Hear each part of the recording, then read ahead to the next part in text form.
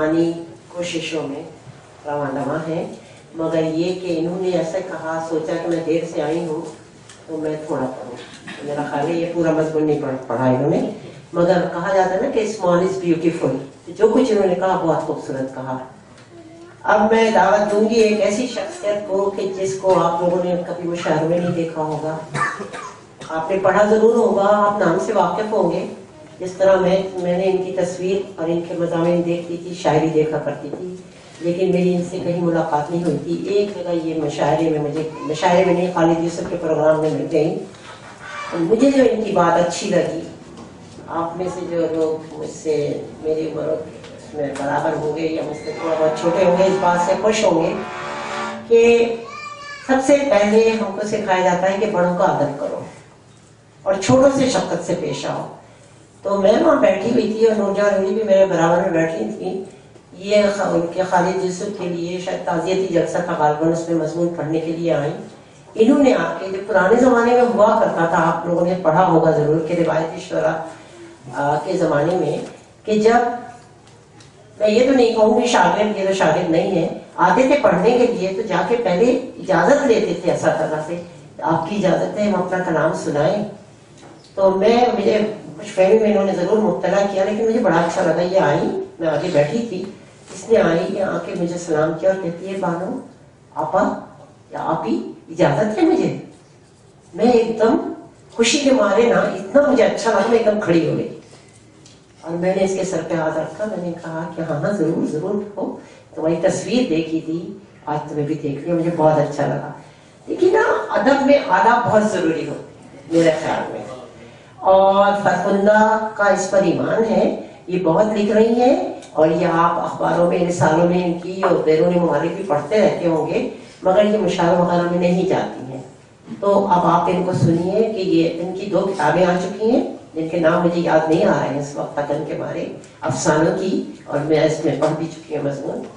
اس کے علاوہ اب ان کی شاعری کی ایک کتاب آنے والی ہے اور ہمیں اس کا انتظار ہے، مگر اب آپ ان کی نثر سنیے.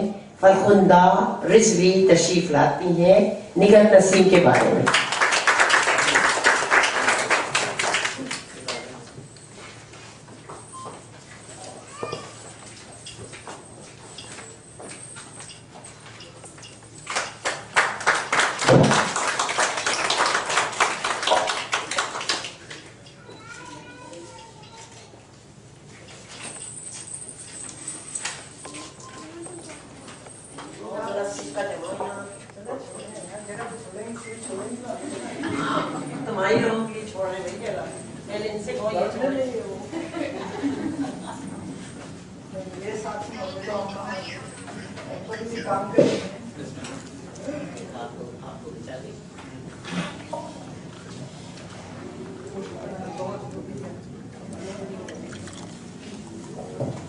سب سے پہلے اپنے حضور کی خدمت میں اسلام اور اجازت چاہوں گی، اور ستر بھائی جان اور میری بہت پیاری دوست نگہت سے اجازت چاہتی ہوں. میرا خیال ہے کہ اتنا کچھ کہا جا چکا ہے کہ مجھے ویسے جو میں نے لکھا یہ میں نے اپنا لکھا ہوا ہے، میں یہ بتا دوں آپ کو، کیونکہ جتنی باتیں ہو چکی ہیں میں ان پہ کچھ نہیں کہوں گی. سفید جھیل میں تیرتے لفظوں کے کمل. جیسا کہ آپ سب جانتے ہیں، یہ تقریب آسٹریلیا سے آئی ہوئی ایک خوبصورت شاعرہ، افسانہ نگار، کالم نگار ڈاکٹر نگہت نسیم صاحبہ کی 2 کتابوں، ایک شعری مجموعے اور کالم نگاری کی رسم اجرا کے سلسلے میں منعقد کی گئی ہے. سب سے پہلے تو اس بات کا اعتراف کرتی چلوں کہ نگہت نسیم سے میری دوستی دنوں پر نہیں، پچھلے کئی سالوں پر محیط ہے. لمحوں کو دن اور دنوں کو سال بنتے کتنا عرصہ درکار ہوتا ہے. جب جب وقت کی گرفت سالوں پر حاوی ہوتی ہے، تب تب تعلق مضبوط ہوتے چلے جاتے ہیں. میں نے ڈاکٹر نگہت صاحبہ کے افسانے پڑھے، شاعری اور کالم نگاری کا سلسلہ بھی نظروں سے گزرتا رہا. مجھے یہ فیصلہ کرنے میں کافی دشواری ہوئی کہ کیا مصنفہ अच्छी अफसाना निगार, शायरा या फिर कालिम निगार हैं। आज इस हक को पूरी ईमानदारी से इस्तेमाल करूंगी, कलम को अमानत समझते हुए, आज भी लफ्जों की हुर्मत की पासदारी करते हुए कि निगत नसीम साहबा सबसे पहले बहुत अच्छी इंसान और बहुत प्यारी सी दोस्त है। नहीं चाहती कि दोस्ती का किस्सा बयान करते हुए निगत नसीम की अदबी और फनी खूबियां मेरे लफ्जों की कर्जदार हो जाएं। बिलाशुबा निगत नसीम साहबा की शख्सियत एक ऐसी शख्सियत है जिसे इल्म और अदब विरासत में मिला। हिदमत हलक का जज्बा कूट कूट कर भरा हुआ है। निगत की शायरी भी उन्हीं खसूसियत से लबरेज है। जुबान साफ सुथरी, सादा, अदबी माहौल में तरबियत पाने की वजह ही से जुबान पर मुकम्मल तौर पर दस्तरत हासिल है। हर एक अच्छे और हकीकी शायर की तरह निगत एक महसूस फिजा पैदा करने में कामयाब हुई है जो इसे हर दूसरी शायरा से मुमताज करता है। किसी शायर या शायरा को पढ़ना, पसंद करना और उसके कलाम से जिंदगी के रवैये सीखना अलग बात है, लेकिन किसी शायरा में ऐसी कुव्वत का होना जो कारी को अपने ख्वाबों में शरीक कर ले, ये एक अलग मंतक है। निगत नसीम साहबा बुनियादी तौर पर मुझे नज़म की शायरा ज्यादा लगी। नज़में भी ऐसे कि ज़हन और दिल के दरीचे खुलते ही चले जाएं। निगत नसीम साहबा की शायरी हो, कालम निगारी या फिर अफसाने, इनकी तहरीक के मताले से मुझे इस बात का अंदाजा हुआ कि इन्हें हकीकत निगारी करने का बहुत शौक है और ये जोहर भी इनमें मौजूद है। और कहानी कालम में हर चीज का एक बर्ताव मजमूई तौर पर सामने नजर रखते हुए हकीकत बयान करती चलती जाती है। यही वजह है कि इनके हर कालम में जिंदगी के मसाइल की तर्जुमानी की गई है। पल पल गुजरती हयात की लम्हा लम्हा कहानियां अशारों में डलती ही जाती हैं।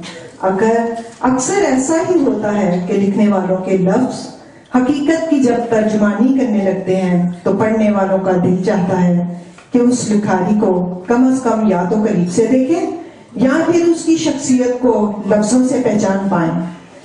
अलमिया कहानियां लिखने वाले अपने किरदारों की तरह मोहब्बत, अकीदत, आहों और खुशियों में वैसे भी मुब्तला होते हैं। मेरा दिल भी कुछ ऐसा ही चाहने लगा कि इस मुसन्निफा पर कुछ लिखूं। निगत की शख्सियत का अक्स उसकी हर कहानी, अशार और कालिम में जगह जगह नजर आता है। जब वो नजरों से देखे खुशी और गम के वाकयात को दिलों और दिमाग के दरीचों से सफाए करतार पर बिखराती हैं तो भूल जाती हैं कि लफ्जों में मोहब्बत के साथ साथ आंसुओं की नमी भी साथ उतरती ही चली आ रही है। किसी की खुशी पर उसके कह के इस बात की जमानत होते हैं कि वो उनकी खुशी में कितनी खुश है। वो पेशे के एतबार से डॉक्टर जरूर हैं, हर मरीज का दर्द अपना लेती हैं, फिर उन्हीं के दर्द लफ्जों में परोने लगती हैं। वही लफ्ज कभी नज़्मों और कभी गज़लों में डलने लगते हैं। उसे कहानी लिखने का फन आता है। इसके किरदार खुद कारी को कहानी सुनाते महसूस होते हैं। उन्होंने जिंदगी के हर मसले पर कलम उठाया। उनकी जिंदगी का महवर सिर्फ औरत नहीं, अपने मुल्क की वो हर तकलीफ है। उनकी ये कालम निगारी की किताब इनके कलम का वो बोलता सबूत है। यही जुदा गाना असलूब ने सिर्फ मुनफरद लफ्ज़ियात में ही नहीं बल्कि ख्यालात और सोच का मुख्तलिफ एक अंदाज लिए हुए यकजा करता हुआ एहसास की शिद्दत पैदा करता जाता है और फिर यही शिद्दत कारी के दिल पर राज करने लगती है। इनकी शायरी के मुख्तलिफ रंग मुख्तलिफ मनाजर पेश करते हैं कि जिन तक कोई जज्बा एहसास ही रसाई हासिल कर सकता है। निगत नसीम उर्दू अदब का वो फूल है कि जो कभी मुरझा नहीं सकता। आज के इस छोटे से मजमून में निगत नसीम साहबा के तमाम कारनामे समेटना मेरे लिए मुमकिन नहीं, मुश्किल भी बहुत था। ऐसे मौके पर हमेशा साथ रहने वाले लफ्ज मेरा साथ छोड़ने लगते हैं। आज मुझे इस लायके एहतराम बेहतरीन बेगरज इंसान दोस्त के लिए लिखना कम से कम बेहद दुश्वार लगा।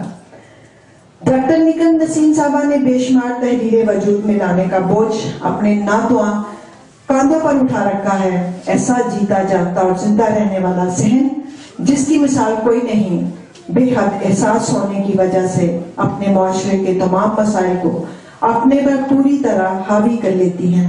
निग्गर नसीम अच्छी शायरा, अच्छी अफसाना निगार, कालम निगार या फिर अच्छी दोस्त है, मैं तो फैसला कर ही नहीं पाई। मैं चाहती हूँ इनकी किताबों से ये इस्तिफादा हासिल किया जाए। इनकी एक खूबसूरत नस्ब के चंद सतरें आप सबकी गोशगुजार करना चाहूंगी। मेरी नजर से जब तुम खुद को देखते होगे, ये मेरी बहुत पसंदीदा नज्म रही है। सुनो एक बात कहूं, तुम्हारे लबों से जब मैं खुद को पुकारती हूँ, तुम जैसा कहने लगती हूँ, तुम जैसा होने लगती हूँ। लेकिन जाने किस लिए हैरान है ये दुनिया, और क्यों दोस्त आपस में ये कह रहे हैं हमारे लहजे रवैये सब एक हो रहे हैं। मेरी तमाम दुआएं निग्गर नसीम के लिए, अल्लाह ताला इसी तरह इन्हें कामयाबी और कामरानी से नवाजे। अफसाना निगारी, शायरी, कालम निगारी, दोस्ती, इन 4 रंगों की धनक हमेशा यूं ही अपनी शाख बनाए रखे। सफेद जीन में तैरते लफ्जों के कमल यूं ही महकते रहे। Thank you very much. आपकी बारी फिर आई। अच्छा, मैं सोच रही हूँ, मेरी ये हिम्मत भी नहीं हो रही है, मगर मेरा जी चाह रहा है कि निखत अम्मी को, मोहतरमा रुकैया साहिबा से मैं दरख्वास्त करूँ कि वो वहीं बैठे बैठे अपनी बेटी के लिए कुछ कह दें, और मैं ये लेकर आती हूँ।